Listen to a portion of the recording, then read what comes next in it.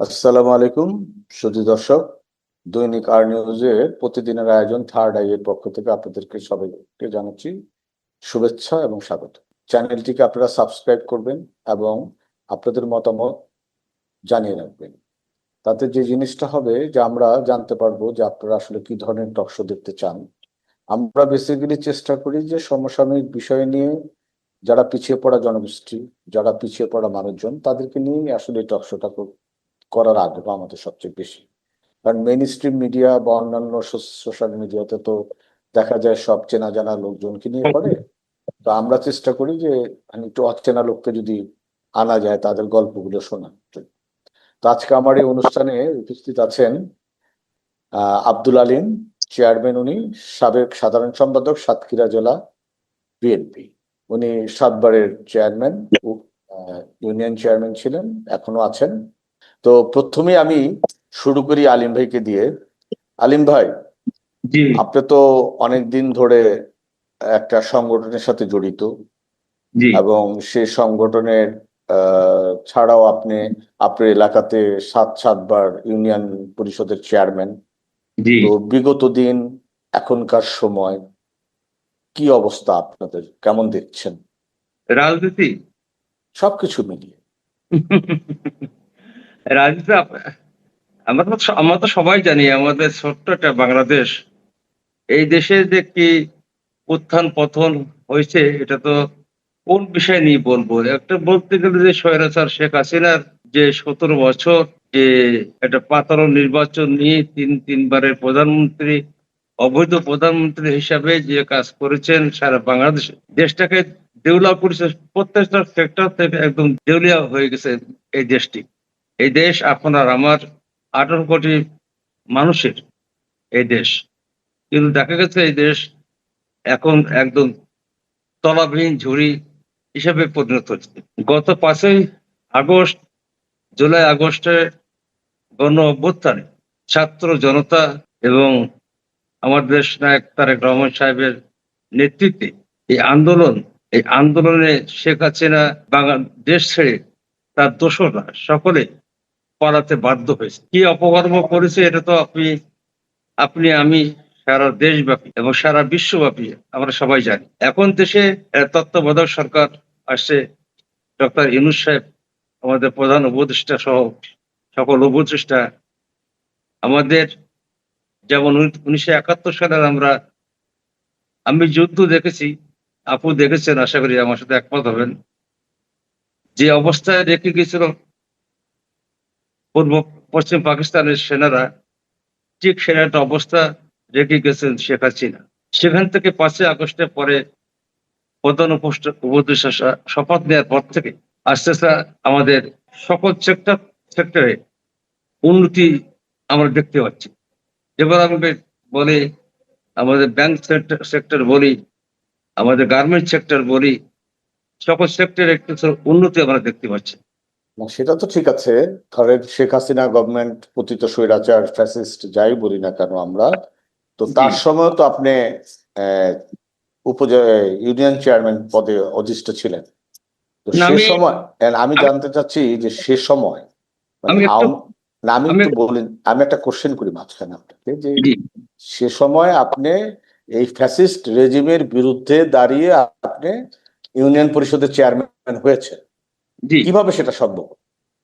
আহ, এটা সম্ভব হচ্ছে যেহেতু যেহেতু আমি তখন রানিং, আমি যখন প্রথম নির্বাচন হয়, আমি 1988 তখন হলো আপনার গভর্নমেন্ট ছিল, আপনার স্বৈরাচারী স্টাফ। আমি 29শে ডিসেম্বর 1988 তখন প্রথম আমি চেয়ারম্যান হলাম। তারপরে ধাপে ধাপে ধাপে ধাপে আমাদের আহ, 3বারের প্রধানমন্ত্রী বেগম খালেদা অধীনে আমি 3বার ইউনিয়ন চেয়ারম্যান হলাম। শেখ হাসিনার আমলে আমি যে 3বার ইউনিয়ন পরিষদ চেয়ারম্যান হয়েছি, আমাদের ইউনিয়ন পরিষদের আমাদের আহ দেশনায়ক তারেক রহমান সাহেবের নির্দেশনা ছিল না তখন। আমি যে টাইমটা নির্বাচন করেছি, বাংলাদেশে অনেক চেয়ারম্যান যোগদান করেছিল, নির্বাচনে অংশগ্রহণ করেছিল। তখন কিন্তু বিধি নিষেধ ছিল না, আমাদের দলীয়ভাবে বিধি নিষেধ ছিল না। এই জন্য আমি আহ, অংশগ্রহণ করতে পেরেছিলাম। যদি ওই সময় যদি আমাদের সিদ্ধান্ত থাকতো দলীয়ভাবে, আমাদের অ্যাক্টিং চেয়ারম্যান সাহেবের নির্দেশনা কি আমাদের চেয়ারপারসনের নির্দেশনা থাকতো, তাহলে হয়তো আমি নির্বাচনে যেতাম না। না, আমি সেটা জানতে চাই না, আমি জানতে চেয়েছি যেটা, সেটা হলো যে ধরেন হাসিনা রেজিম তো এতটাই শক্তিশালী ছিল, তাদের দাঁড়ানো ক্যান্ডিডেটের বিপক্ষে নিশ্চয়ই আপনার ওখানে আওয়ামী লীগের ক্যান্ডিডেট দাঁড়িয়েছিল, তো তাদের হুম। সেই ক্যান্ডিডেটের বিপক্ষে আপনি কিভাবে পাশ করলেন? এটা তো মানে একটা অসম্ভব ব্যাপার না? হ্যাঁ, আমি আমি আমি এখানে একটু কথা বলি, যেহেতু আমার সাতক্ষীরা শহরের সন্নিকটে উপশহর বলে আমার ইউনিয়নটা, লাপসা ইউনিয়ন, লাপসা ইউনিয়ন। সারা বাংলাদেশে আপনি যে প্রশ্ন করেছেন, এটা আমি বাস্তবে আমি দেখেছি, জানিছি, শুনেছি, পত্র পত্রিকায়, মিডিয়ায়, আপনাদের মাধ্যমে, টকশোতে আমি জেনেছি, দেখেছি। আহ মানে বিএনপি চেয়ারম্যান হওয়া একটা টাফ ব্যাপার ছিল, কিন্তু আমি বিশ্বাস রাখি আল্লাহর প্রতি এবং জনগণের প্রতি, আমার ইউনিয়নবাসীর প্রতি। আমার প্রায় 29,000 ভোটার, উপশহর সাতক্ষীরা। তো আমার এখানে আমি বিশ্বাস রাখি এবং সেই ফল আমি পেয়ে আসছি। প্রথম তো 1988 সাল থেকে এ পর্যন্ত আমার জনগণের যে পূর্ণ সমর্থন আছে আমার প্রতি, এই সমর্থনে প্রশাসন নিরপেক্ষ নির্বাচন দিতে বাধ্য হয়েছে। না হলে এরা আহ, অনেক রক্তবীজ সংঘর্ষ হতো।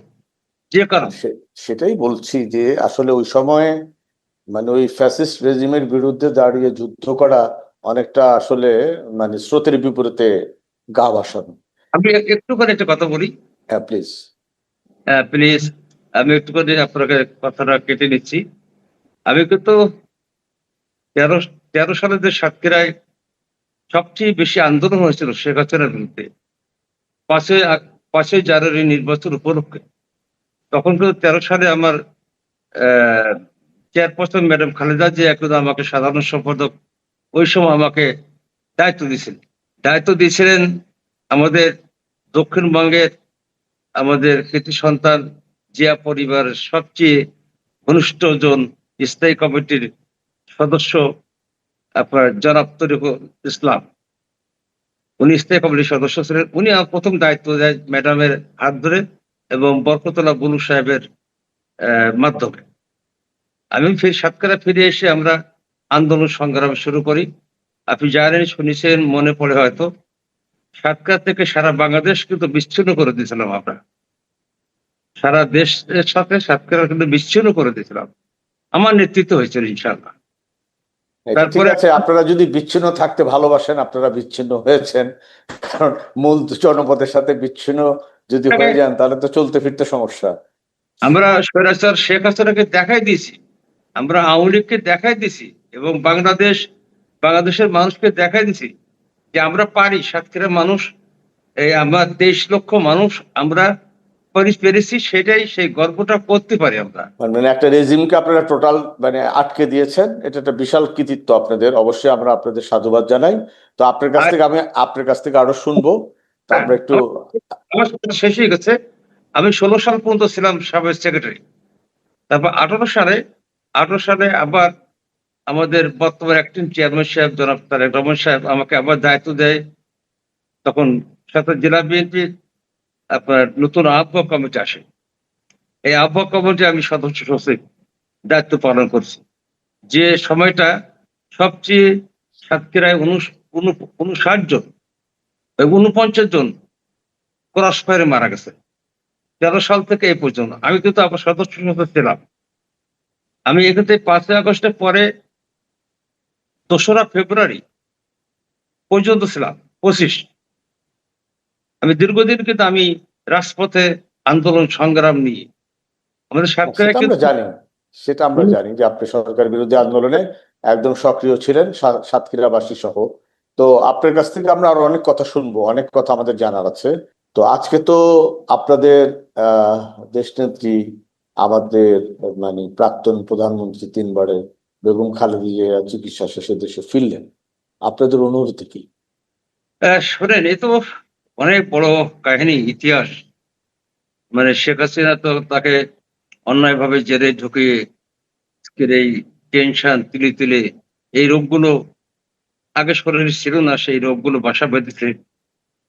জামিনও দেয়নি, চিকিৎসার জন্য প্যারোলে মুক্তি দিছে, বাসায় থাকার জন্য রাজনীতি করা যাবে না, অনেক শর্ত সাপেক্ষে জামিন দিছিল বাসায় থাকার জন্য। বিএনপি থেকে বারবার প্রত্যর্পণ করা হয়েছে তাকে বিদেশে চিকিৎসা নেওয়ার জন্য, কিন্তু তাকে যেতে দেওয়া হয়নি। আমাদের 3 বার প্রধানমন্ত্রী, তাকে একবার চিকিৎসার সুযোগটুকু দেওয়া হয়নি, এটা বঞ্চিত করা হয়েছে। আল্লাহর কি রহমত, সবই আল্লাহর ইচ্ছা। এই পৃথিবীর আমি গায়ের জোরে পৃথিবী, হয়তো আমি আজকে চেয়ারম্যান আছি, রাজনীতি করি, আমি দেশের প্রধানমন্ত্রী আছি, এই অহংকার এটা আল্লাহ আর সহ্য করেনি শেখ হাসিনা, উনি আছেন আর। ঠিকই 5ই আগস্টে দেশ ছেড়ে সমূলে তার রক্তবিন্দু পর্যন্ত কেউ নাই, আওয়ামী লীগের দোষর নয়, সব পালাতে বাধ্য হয়েছে। আমার মনে হয় সারা বিশ্বে আমার এই বয়সে আমি দেখি নাই যে অনেক দেশে উত্থান পতন হয়েছে, কিন্তু বাংলাদেশের মতো নজিরবিহীন ঘটনা ইতিহাসে অক্ষরে অক্ষরে লেখা থাকে। আজকের আল্লাহ রহমতে আমাদের ম্যাডাম 4 মাস, আমাদের অ্যাক্টিং চেয়ারম্যান সাহেব এবং জুবাইদুর রহমান সাহেব 17 বছর জীবনযাপন করেছেন অনেক কষ্টের বিনিময়ে। উনি অনেক অসুস্থ ছিলেন, তাকে এমন মারধর করেছেন, নির্যাতন করেছেন। আমার অ্যাক্টিং চেয়ারম্যান সাহেবের মেরুদণ্ডের হাড় পর্যন্ত ভেঙে দিয়েছেন, শরীরে এখনো ক্ষত চিহ্ন বয়ে বেড়াচ্ছে। আর বর্তমান কোকো ওনার ছোট ভাই, আমাদের 3 বারের প্রধানমন্ত্রীর ছোট সন্তান, তাকে যে নির্যাতন করা হয়েছিল সেই নির্যাতনে তিনি মৃত্যুবরণ করতে বাধ্য হয়েছে। আজকে আল্লাহ রহমত, আমাদের সবার দোয়া, আমাদের 3 বারের প্রধানমন্ত্রী উনি সুচিকিৎসা শেষে উনি আজকে দেশে ফিরেছেন। আমরা বলি আমাদের গণতন্ত্রের মা। উনি 3 বার প্রধানমন্ত্রী ছিলেন, ওনার স্বামী ছিল এই দেশের আপনার স্বাধীনতার ঘোষক, মেজর জেনারেল, প্রেসিডেন্ট। লাস্টে তো আমরা সবাই জানি যে কিছু অসাধু সেনা কর্মকর্তার কারণে চট্টগ্রাম সার্কিট হাউসে তাকে মারা হল। তারপর থেকে কিন্তু এক আল্লাহ সহায় ছিল। তো খুব চেষ্টা করেছে আওয়ামী লীগ সহ অনেক দল এই বিএনপিকে খান খান করার জন্য, কিন্তু সেই 1983 সালে আমাদের দেশ নেত্রী বেগম খালেদা জিয়া দলের হাল ধরে উনি আপসের নেত্রী হিসাবে উনি অনেক অফার দিয়েছিলেন, কিন্তু ওই সময় স্বৈরাচারের ইরশাদ নির্বাচনে যাওয়ার জন্য উনি কিন্তু আপসহীন ছিল, স্বৈরাচারের সঙ্গে হাত মেলাবেন না, উনি গণতন্ত্রের মা। ঠিকই আমরা কি দেখলাম 1996 সালে যে আওয়ামী লীগের সভানেত্রী ছিল উনি হাসিনা, উনি ঠিকই কিন্তু জামাত, আওয়ামী লীগ, এরশাদ সাহেবকে নির্বাচন করেছিল, কিন্তু বেগম খালেদা জিয়া তার দল জাতীয়তাবাদী বিএনপি দল কিন্তু নির্বাচনে যায় না। 90 সালে ছাত্রদের গণ অভ্যুত্থানে এরশাদ সাহেবের পতন হওয়ার পরে 1991 সালে যে প্রথম নির্বাচন হয়, সেই নির্বাচনে কিন্তু আপনি আমি আমরা সবাই দেখেছি যে একচেটিয়া নিরঙ্কুশ সংখ্যাগরিষ্ঠ ভোট পেয়ে বিএনপি রাষ্ট্র ক্ষমতা আসে। সেখান থেকে হাঁটিয়ে হাঁটিয়ে পা করে অনেক বাধা, অনেক চড়াই উত্তরায় আসতে হয়েছে। ভাই শুনতে পাচ্ছেন? হ্যাঁ, হ্যাঁ, বলেন। আসতে হয়েছে। আল্লাহ রহমতে আবার বাংলাদেশে বাংলাদেশের মানুষের কাছে আজকে ফিরে আসছেন সুচিকিৎসা শেষে। ওনার ব্যক্তিগত চিকিৎসকের সঙ্গে আমার কথা হয় নাই। যতটুকু কথা মিডিয়া সামনে উনি বলেছেন, উনি অনেক আগের চেয়ে অনেক সুস্থ বোধ করছেন, সুস্থ আছেন। ওনার সঙ্গে ওনার ২ পুত্রবধূ সাথে আসছেন। আমরা মনে করি অচিরেই আমাদের অ্যাক্টিং চেয়ারম্যান সাহেবও দেশে আসবেন। আমরা বিএনপি পরিবার সহ আমাদের ৩ বার প্রধানমন্ত্রী, আমাদের অ্যাক্টিং চেয়ারম্যান জনাব তারেক রহমান সহ আমরা আমাদের মহাসচিব সহ স্থায়ী কমিটির সদস্য সহ সকলেই যারা আমরা চেয়ারম্যান সাহেবের ভারপ্রাপ্ত চেয়ারম্যান সাহেবের নির্দেশনে আমরা উনার সুকৌশলে সংগঠিত এই দেশ, এই দল যে সুসংগঠিত করে রাখছিলেন উনি, সে ভাষায় সে বলে ভাষা মানে কথা শেষ করা যায় না।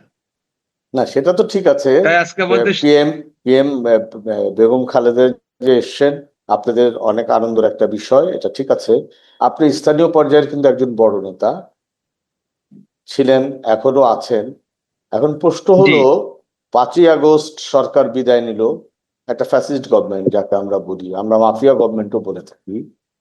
তো সেই গভর্নমেন্টের পর ছাত্র জনতার বিপ্লবে 5 দিন আমাদের দেশে সরকার ছিল না, তখন জি, কিন্তু দেশে কোনো সমস্যা হয়নি। না, কিন্তু যখন গভর্নমেন্ট প্রতিষ্ঠিত হলো, জি, তারপরেই দেখা গেল যে এখন সবাই তো আপনাদের নামই করছে, যেহেতু আপনারা বড় দল, কিছু হলে আপনাদের নাম করে। এখন আপনি ভালো বলতে পারবেন যে এই যে জি, বিএনপির লোকজন যে তাদের জায়গাগুলো দখল করে যে বিভিন্ন চাঁদাবাজি বা বিভিন্ন কিছুতে জড়িয়ে যাচ্ছে, জি।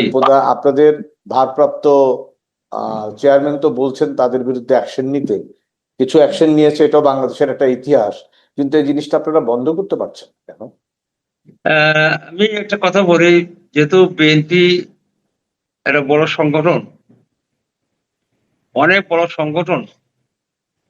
১৭ বছরে যে ঘটনাটা আপনি বললেন, ১৭ বছরে আওয়ামী লীগের ওয়ার্ড, ইউনিয়ন, পাড়া, মহল্লায় এবং কি উপজেলায়, ডিস্ট্রিক্টে বিএনপির যে সমস্ত ঘের দখল, চাঁদাবাজি, জমি দখল, বাড়ি দখল করেছে, সেইগুলো কিন্তু আসলে কিন্তু বিএনপির আজকে সেগুলো পুনরুদ্ধার করার জন্য যখন এগিয়ে যাচ্ছে, তখন এক শ্রেণীর মানুষ তখন মনে করতেছে এবং বলছে, কিছু মিডিয়াও আসতেছে যে এরা লুটপাট করতেছে। লুটপাট হচ্ছে না আমি একথা বলবো না, জবরদখল হচ্ছে না একথা বলবো না।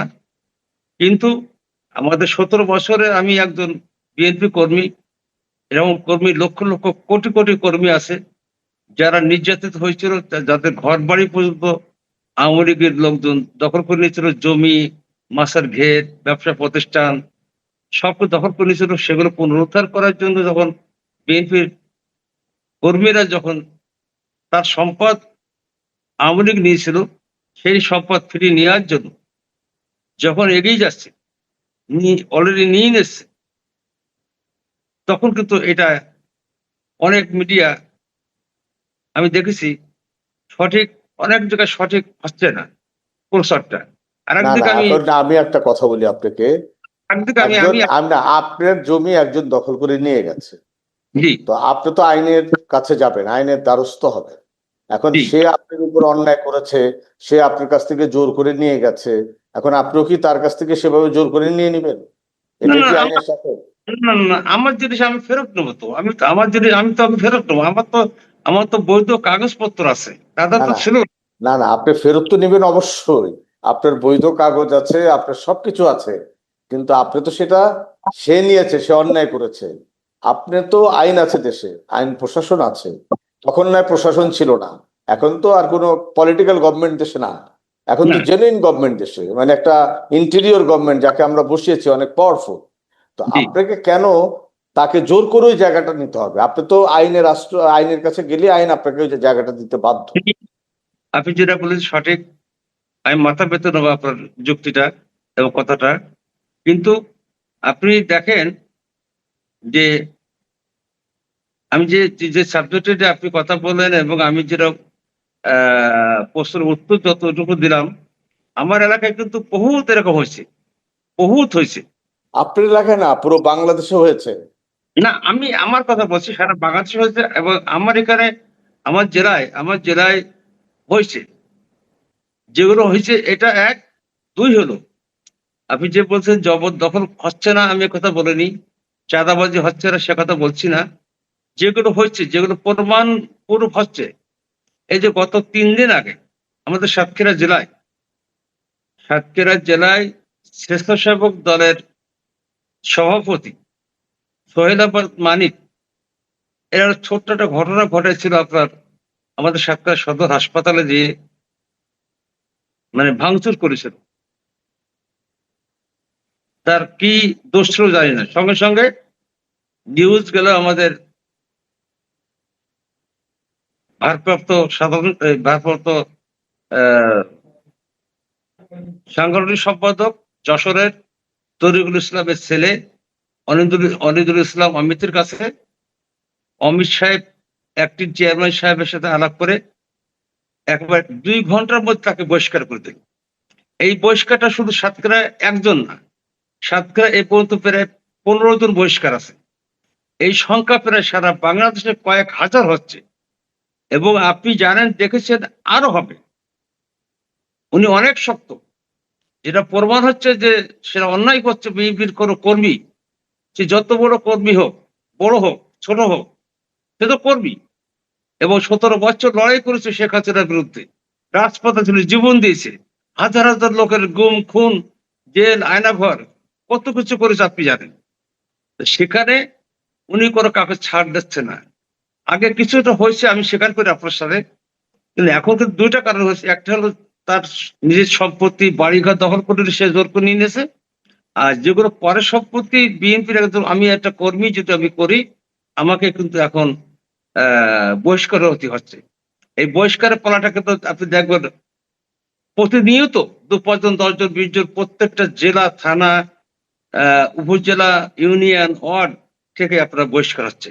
আমি আপনাকে এখন একটা কথা বলি আলিম ভাই, সেটা হলো, এটা অনেক অ্যাপ্রিসিয়েটের ব্যাপার। এটা আমরা অবশ্যই মানে এটাকে ইয়ে করি, আমরা অ্যাপ্রিসিয়েট করি যে বিএনপি এত বড় একটা দল এবং তার দলের কর্মীদের বিরুদ্ধে মারাত্মক একটা অবস্থান গ্রহণ করেছে এবং আইন শৃঙ্খলা বাহিনী রক্ষাকারীকে বলেও দিয়েছে, যদি বিএনপির কেউ কোনো কিছুতে জড়ায় আপনারা তাদেরকে অ্যারেস্ট করবেন, আমাদের কোনো এই ব্যাপারে আমরা কোনো দায় দায়িত্ব নিব না।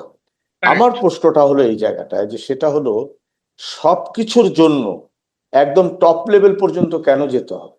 আপনি জেলা সাতক্ষীরা জেলা বিএনপি সাধারণ সম্পাদক, জি, এখন যেই পদই আপনি আছেন না কেন, আপনি তো একটা বড় নেতা। জি, আপনি কেন আপনার এলাকাটাকে সামাল দিতে পারছেন না? আপনার মতো করে পুরো জি, জি, বাংলাদেশে যে নেতারা আছেন জি। তারা কেন এগুলো সামাল দিতে পারছে না? তার মানে আপনারা, মানে মানুষ কেন এই ব্লেমটা দিবে, কেন মানুষের ভিতরে এই প্রশ্নটা আসবে যে আগের গভর্নমেন্টের মতো এই একই যদি অবস্থা হয় তাহলে আমরা ভোট দিব কাকে? এটা কি আপনাদেরকে চিন্তায় ফেলে না? আপনাদের ভিতরে মানে চিন্তা করার বিষয় না? আপনাদের চেয়ারম্যান কিন্তু প্রতিনিয়ত বলছেন, ভারপ্রাপ্ত চেয়ারম্যান, যে নির্বাচনে জেতা কিন্তু অত সহজ না, মানুষের জন্য কাজ করতে হবে। তো তাহলে আপনাদের জেলা ভিত্তিক যে নেতাগুলো আছেন তারা তো জানেন কারা এগুলোর সাথে যুক্ত, তো তাদের ব্যাপারে আপনারা কেন ব্যবস্থা নিচ্ছেন না?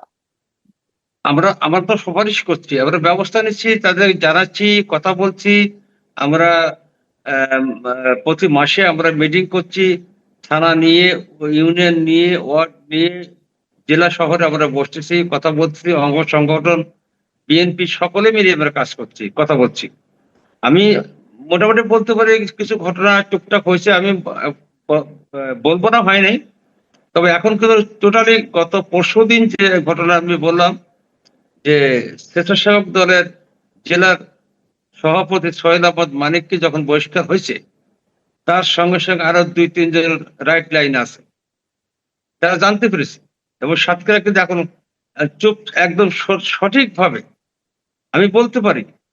আর কোনো অনাকাঙ্ক্ষিত ঘটনা সাতক্ষীরা দখলদারিত্ব, চাঁদাবাজি, কোন মাস্তানি, কোন মাতবাড়ি, তারেক রহমান সাহেব আমাদের ভারপ্রাপ্ত চেয়ারম্যান সাহেব উনি যে নির্দেশ দিয়েছেন, আপনি যে কথা বললেন এটা আমরা জানি যে আইন শৃঙ্খলা বাহিনীকে বলেছেন, আমাদেরকে বলেছেন যারা অন্যায় করবে তাদেরকে পুলিশে ধরিয়ে দেন, এবং ধরিয়ে দেওয়ার পাশাপাশি যে আপনার যে বহিষ্কার চলছে, সেই বহিষ্কার আদেশ আমাদের সাতক্ষীরা এ পর্যন্ত প্রায় 15 জনের উপরে, অনেক বড় ছোট, বড় না সব বড় মাপের নেতা, যা অনেক প্রতিষ্ঠিত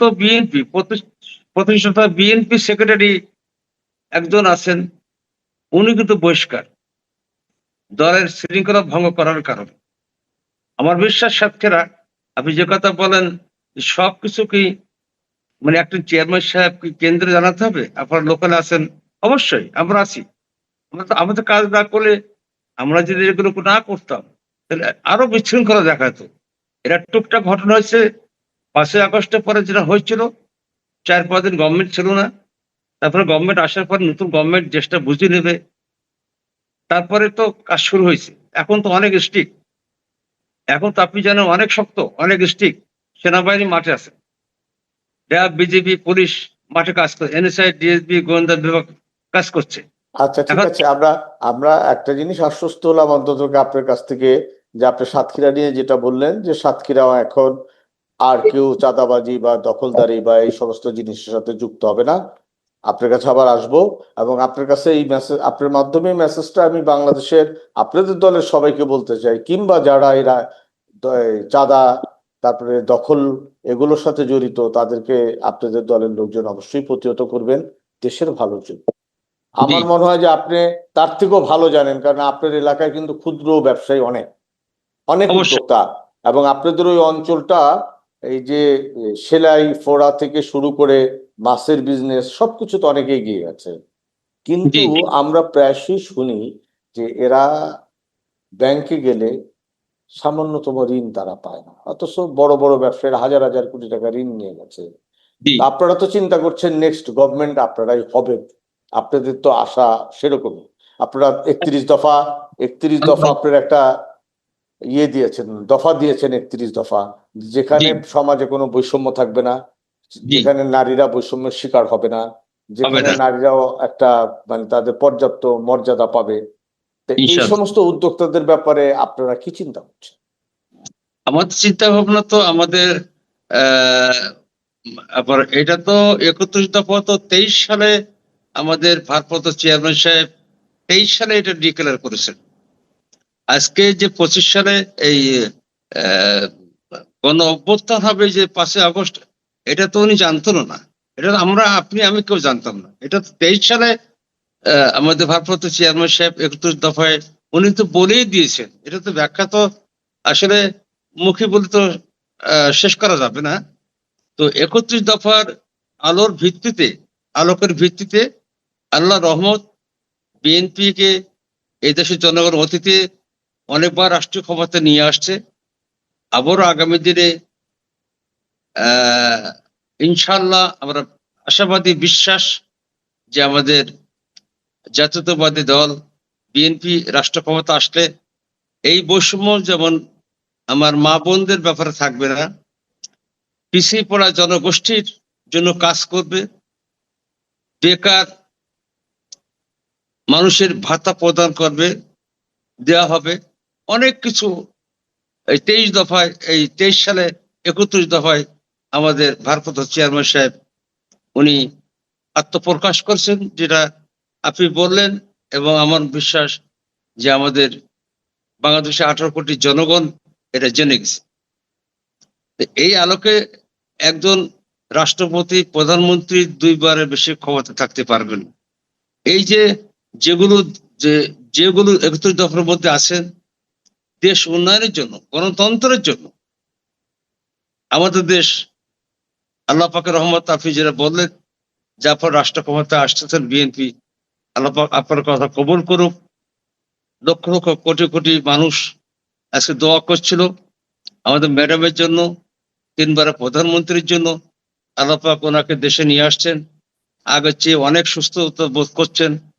আমরা আল্লাহর কাছে নামাজন্ত সিজদায় যে দোয়া করেছি, আমার বিশ্বাস হাজার হাজার কোটি কোটি মা বোন ভাই ব্রাদার ওনাদের দোয়া করেছেন, সেই দোয়ার বরকতে আল্লাহ পাক তাকে সুস্থ করেছেন। অন্যদিকে খুনি হাসিনা পালিয়ে গেছেন। আর কত বছর পরে, আমরা তো 17 বছর নির্বাসনে ছিলাম, আমার ম্যাডামকে তো 4 বছর জেলখানা রাখছিল। উনি যে কত হাজার বছর, কত বছর জেলখানা থাকবেন এবং আর ফিরে আসতে পারবে কিনা রাষ্ট্র ক্ষমতায়, আমি তা মনে করে পারবে কিনা জানি না, আমার জানা নেই। ইনশাল্লাহ দোয়া করেন যে রাষ্ট্র ক্ষমতা আসলে আমরা, আপনি যে প্রশ্ন করলেন, আমার আপু আছে, আপুর সাথে আমার পরিচয়, উনি সাতক্ষীরা এবং কলারোয়াতে কাজ করছেন। আমি একজন রানিং চেয়ারম্যান। ওনাকে আমি অবশ্যই, যেহেতু রাজনীতি করি, চেয়ারম্যান করি, পিসি পড়ার জনগোষ্ঠীর সাথে আমি চেয়ারম্যান হিসেবে কাজ করি এবং রাজনীতি করি। ইনশাল্লাহ ওনাকে আমি, যদি উনি আমাকে কোনো সাহায্য চান আমার তারা কলার এবং সাতক্ষীরায়, আমি অবশ্যই অবশ্যই আমি তাকে তাকে যেহেতু তিনি মানুষের জন্য কাজ করছেন, আমরা মানুষের জন্য কাজ করি, আমরা ভাই বোন হিসাবে, আমি বোন, আমার বোন হিসেবে আমি আহ, তাকে আমি সম্মান করি। না, তার একটা বড় বৈশিষ্ট্য হলো যে আমাদের দেশে থার্ড লিঙ্গ নিয়ে সাধারণত কেউ কাজ করে না। থার্ড জি, লিঙ্গরা একদম টোটালি অবহেলিত। উনি তাদেরকে নিয়ে কাজ করছেন, এই জন্য তাকে আমরা সেলুট জানাই। কিন্তু আলিম ভাই, অবশ্যই। আমি জি আপনার ভাই। কাছ থেকে যেটা জানতে চাচ্ছি সেটা হলো, এখন তো আপনারা অনেক কথাই বলবেন, ভোটে যাওয়ার আগে নেতারা তো অনেক কথাই বলেন, জি কিন্তু ভাই। ওই একটা কথা আছে, মানে গদিতে মানে ক্ষমতা পাওয়ার পথটা অনেক পিচ্ছিল, জি, কিন্তু ওই চেয়ারটা অনেক আঠালো। ওখানে জি, যে একবার বসে সে আর ওখান থেকে উঠতে পারে না। তা জি, এখন জি, জি। এখন আপনারা তো আমাদেরকে অনেক কথাই বলছেন, আপনারা 31 দফা দিয়েছেন, আপনারা এটা করবেন সেটা করবেন। এখন রাষ্ট্র ক্ষমতা আপনারা গেলে আপনাদের কথা এবং কাজের মিল থাকবে তো? আমি তো বিশ্বাস রাখি যে এত কিছু চড়াই উতরাই উঠে যে আমরা আমাদের ভারপ্রাপ্ত চেয়ারম্যান সাহেব যে 31 দফা দিয়েছেন, আপনি যে কথা বলেন সেগুলো আসলে ক্ষমতা আসলে, ক্ষমতায় এই যে চেয়ার, চেয়ার আটা বলছেন আটা লাগিয়ে দেয়, ক্ষমতার মোহ একটা অন্য জিনিস, কিন্তু সব মানুষের জন্য না। কিন্তু আপনি সব মানুষের একই দাঁড়ি পাল্লায় ওজন করবেন না ইনশাল্লাহ। বিএনপি কে অতীতে আপনি গভর্নমেন্ট হিসেবে দেখছেন, তিনবারের প্রধানমন্ত্রী আমাদের দেশনেত্রী বেগম খালেদা জিয়াকে দেখছেন। আগামী দিনে ইনশাল্লাহ আপনি আপনি বলেছেন যে বিএনপি ক্ষমতা আসবে, আপনার ক্ষমতা আসতেছেন। আর আল্লাহ পাক যদি আপনার কথা, আমাদের কথা, সকলের কথা এবং কোটি কোটি মানুষ, 18 কোটি মানুষের কথা কবুল করে নিক। আমরা স্বৈরাচারের সাথে দেখেছি, স্বৈরাচার খুনি হাসিনা দেখেছি। এই এই বদনাম থেকে আমরা বিএনপিকে এরকম বদনাম দিতে পারে নাই। তাই বিশ্বাস, দেশ গড়ার সংগ্রামে গণতন্ত্রের মা আমাদের দিনবারের প্রধানমন্ত্রী ইনশাল্লাহ আগামী দিনে আবার প্রধানমন্ত্রী হবেন এবং রাষ্ট্র পরিচালনায় মনে হয় যে অভিজ্ঞতা আছে, দেশকে অবশ্যই অবশ্যই উন্নত দেশ হিসেবে বাংলাদেশ, দেশের 18 কোটি মানুষ আমরা মাথা উঁচু করে এই স্বাধীন পতাকা তলে, লাল সবুজের পতাকা তুলে আবার দাঁড়াবো, এই প্রত্যয় ব্যক্ত করি আমি ইনশাল্লাহ। না, আমার একটাই চাওয়া এটা থাকবে অ্যাজ এ পলিটিশিয়ান আপনার কাছে, আপনার দলের কাছে, সব দলের কাছে আমার একই প্রত্যাশা, সব মানুষের কাছে একই প্রত্যাশা। বাংলাদেশের জনসংখ্যা গভর্নমেন্ট কমিয়ে রেখেছিল কিনা আমি জানি না, 20 কোটির নিচে তো অবশ্যই না, তার চেয়ে বেশি হবে আমাদের জনসংখ্যা। আমরা যেন অতীতকে ভুলে না যাই, আমরা যেন অতীত থেকে শিক্ষাটা নিই, ভবিষ্যতে যেন এই দেশে আর কোনোদিন কোনো স্বৈরাচারের জন্ম না হয়। আপনারা এই দিকটা খেয়াল রাখবেন ইনশাল্লাহ। যে আমরা বাঙালিরা তো অতীত থেকে শিক্ষা গ্রহণ করি না। অন্ততপক্ষে এই 36শে জুলাই বিপ্লব আমাদেরকে এটুকু শিখিয়ে গেছে যে আসলে ক্ষমতা কখনো চিরস্থায়ী না, এটা আমরা সবাই জানি। তারপর আমরা সেটা মানতে চাই না। আমাদেরকে সময় দিয়ে কে অনেক ধন্যবাদ যে আপনাদের মূল্যবান সময় আমাদেরকে দিয়েছেন। ভবিষ্যতে আবার কোনোদিন আপনাদের সাথে কথা হবে সেই প্রত্যাশা ব্যক্ত করি।